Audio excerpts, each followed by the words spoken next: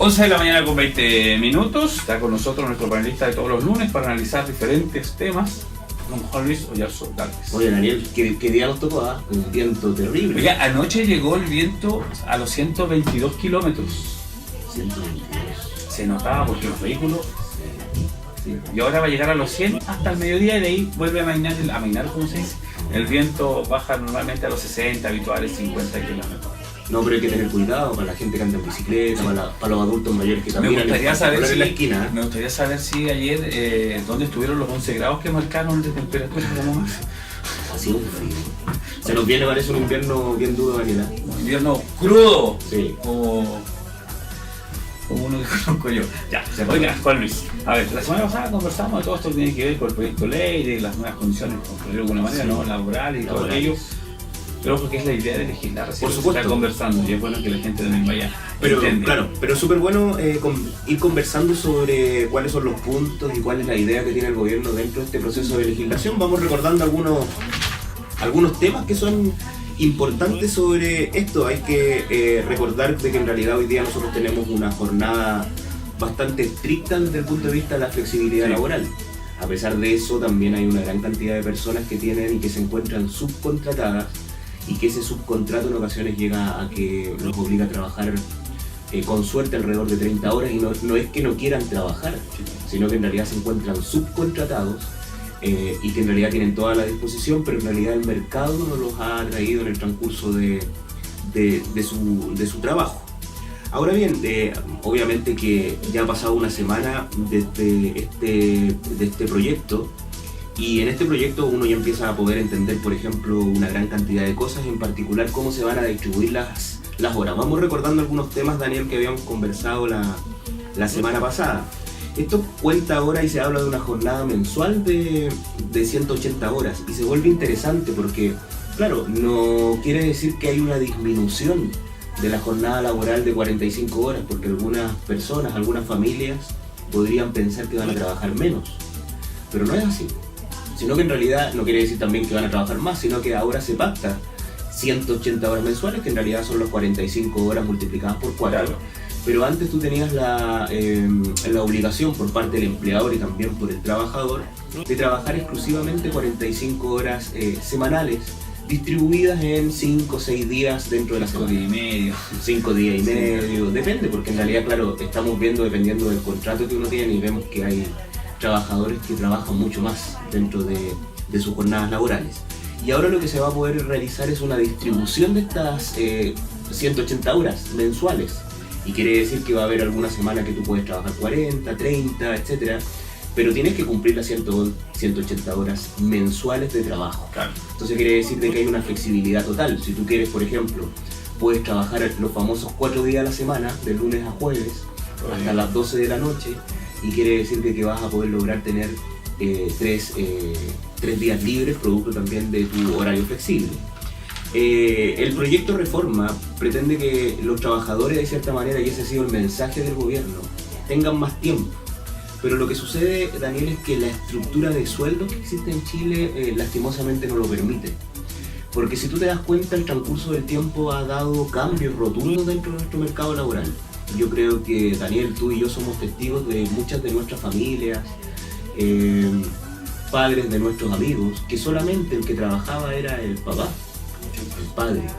Pero sin embargo, no quiere decir de que ahora efectivamente la mujer ingresa al mercado laboral y que ahora representa casi un 50% de igualdad con respecto. Hay que recordar que en el 86 la mujer dentro del mercado laboral solamente representaba el 29% de la fuerza laboral, hoy día representa casi el 50%. Y eso no es producto solamente de que en realidad ha querido y ha tenido una independencia, sino que también es una necesidad por parte de la familia para poder sostener el hogar, Daniel. Claro, y es un tema donde también la mujer ha dicho, o se le ha ayudado a decir, somos capaces. Por supuesto. Sí. Si la única vez que hay es que a misma cantidad de horas, a mismo cargo, hay 200 lucas de diferencia. Ay, claro, hay un 35% de diferencia en Chile. O sea, una mujer gana por la misma función, no estamos hablando de que sean mercados distintos. No, por la misma función, misma responsabilidad, mismo sueldo. Es así, sí. O sea, suena muy simple decirlo, sí, pero debería hacerlo. Sí. Y es un tema, Juan Luis, que sin duda también yo creo que sería bueno, aprovechando de esta reforma laboral, de incluirla. De incluir algunos tips, ¿no? Algunos temas que corresponden a todos. Sí, de hecho, por ejemplo, la iniciativa que presenta el gobierno también promueve políticas de género y medidas de inclusión femenina para fortalecer el rol de la mujer en el mundo laboral.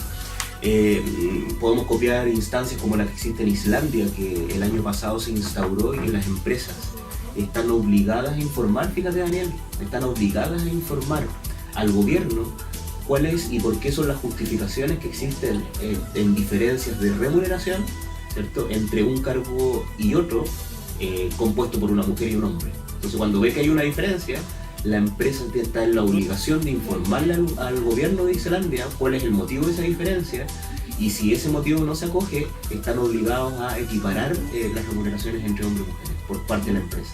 Es un hito, porque hay que recordar de que este no es un problema solamente chileno, está muy fuertemente arraigado en Latinoamérica, pero es un problema mundial.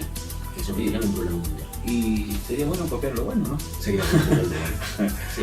Más allá de quién esté, cuando es bueno y se copia, no hay problema. Ahora, los sectores que han surgido dentro de este proyecto de modernización laboral, en particular todos los sectores de los sindicatos, ha salido también fuertemente hablando la presidenta de la CUT. También hemos visto a otros grandes personajes que están conversando sobre este proyecto y mencionan el contexto de la precarización del trabajo. Y en particular, uno de los grandes problemas, hay que recordar nuevamente de que esto trata con todo este aspecto de una reforma muy distinta a lo que nosotros tenemos, y el objetivo es flexibilizar parte del mercado laboral.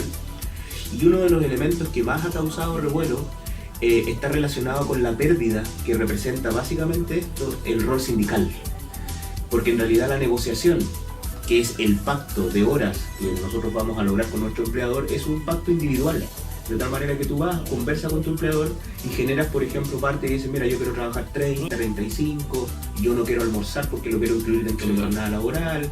Eso es un rol que está entregado al individuo, ¿cierto?, al trabajador individual, y no al trabajador colectivo, como lo hizo Michelle Bachelet con su reforma laboral en algún momento. Claro, y es un tema que, a ver, acá también hay que apelar a la voluntad de cada empleado.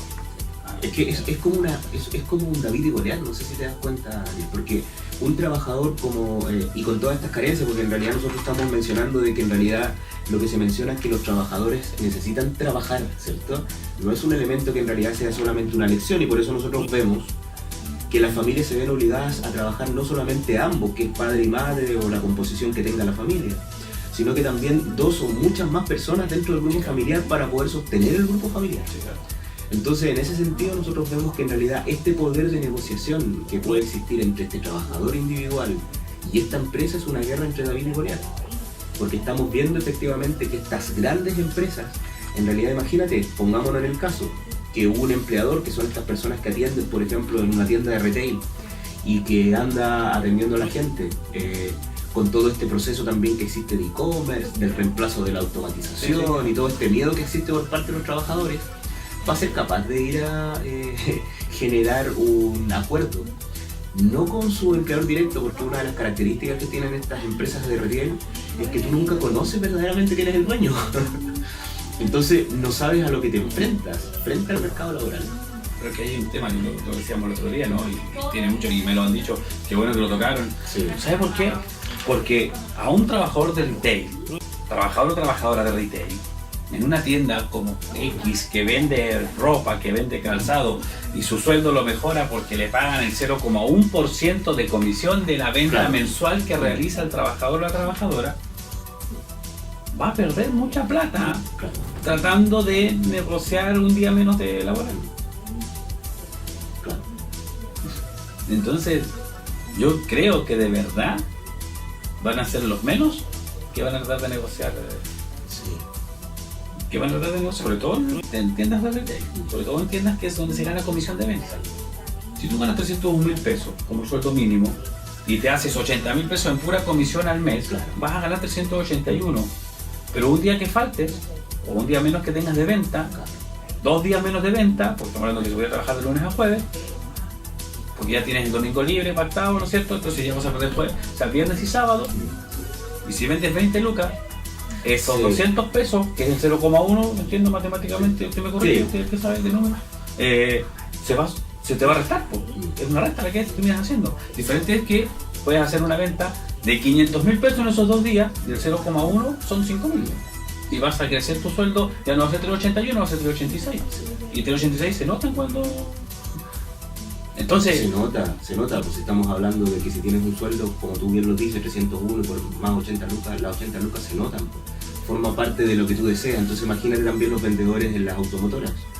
Es muy probable que en realidad ves que hay momentos dentro de una automotora que obviamente es muy probable que la gente no vaya, que a las 3, 4 de la tarde. Considerablemente. Entonces tal vez tú vas a dejar espacio y vas a generar un comercio, como ocurre por ejemplo en otros lugares como Estados Unidos, en los cuales tú ves que hay comercio abierto. Claro, en el caso de las automotoras, por ejemplo, tenemos ventas de enero a marzo City Car. Claro. De septiembre a diciembre, o de septiembre a febrero City Car. Sí. Pero en abril, mayo baja las ventas City Car y se venden los 4x4. Sí. Y claro, un 4x4 sale más caro que un City Car. Claro. Y recibes por ende una mejor comisión. Pero si vendes 10 City Car, vendes un 4x4. Sí. Claro. Sí. Porque lo he consultado. Sí. Yo de verdad que... Sí. Porque es un tema... Entonces, tenemos ahí, yo creo que es un tema que con números se puede dar incluso hasta más claro. Ojalá se logre conversar. La idea de legislar, pero también con mejoras, ¿no? Porque para eso se conversa la idea de legislar. Antes de legislarlo hay que revisarlo. Y Yo creo ahí, que donde sí. hay que... Ahí ha surgido fuertemente el diálogo que está relacionado por la oposición al gobierno, en que en realidad, claro, esto no mejora por ningún motivo la relación familiar, porque ese es el motivo de la ley.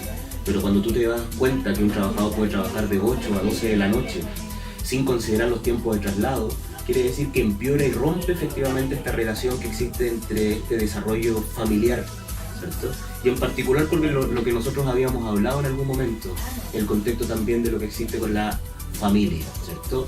Que en realidad va perdiendo parte de esta instancia importante que existe, por ejemplo, entre el núcleo familiar. Hay que pensar que la ley, cuando surge esta ley actual, está pensada efectivamente también en la familia. Sí. 8 horas de trabajo, 8 horas de descanso, de compartir con tu familia para fortalecer este rol familiar, y luego 8 horas de descanso.